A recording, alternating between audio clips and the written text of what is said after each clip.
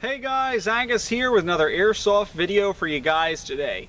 As you can see, we're outdoors on an absolutely frigid February day, and that's because we do have a performance test. We're going to be testing out the gun currently in my hands. This is the KWA KM4 KR12 Key Mod Airsoft AEG.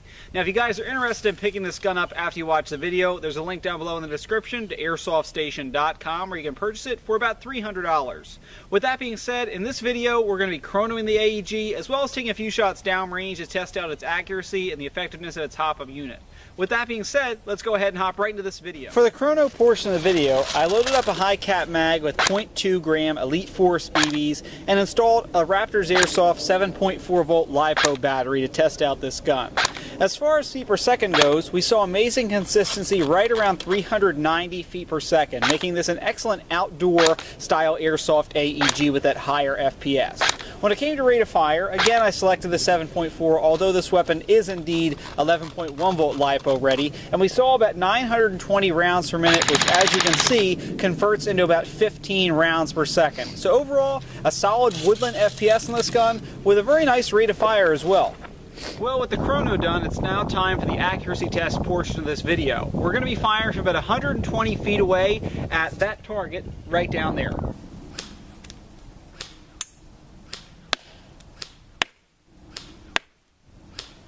For the accuracy test, it's important to note that I switched over to Elite Force 0.25 gram BBs, adjusted my hop-up, and stuck with the same 7.4 volt LiPo battery. I also used the included mid-cap magazine for a little bit of a smoother feed. It's also important to note that with the colder weather today, the hop-up can be a little bit affected by that, kind of freeze up, so to speak. Overall, however, the accuracy of this AEG was pretty effective. Semi-auto, I hit the target a good majority of the time, and on full auto, hey, those BBs went straight out, straight line, right down into the target. So overall, the accuracy in this AEG from 120 feet, pretty effective. Definitely a good woodland gun. Okay, with those last shots being fired there, we can go ahead and hop into the final conclusion of this video. Overall, going back to the chrono, with 0.2 gram BBs, we saw a very consistent FPS of about 390. Again, on the chrono, rate of fire, very impressive at 920 with a 7.4 volt LiPo. And as far as accuracy goes, at 120 feet, we were able to hit the target most of the time, or in the general vicinity of the target most of the time on semi-auto. And on full auto, those BBs came out in a straight line, all came into contact with the target. And full auto especially impressed me, kind of what I would expect from a KWA AEG, most definitely. Overall, I would definitely recommend this as a woodland or field style gun. As someone who had the unique experience of getting to use this in an actual game, I can tell you it does perform quite well in those situations. We tested out at about 120 feet. However, I believe in the past game I used this in at about 150 feet.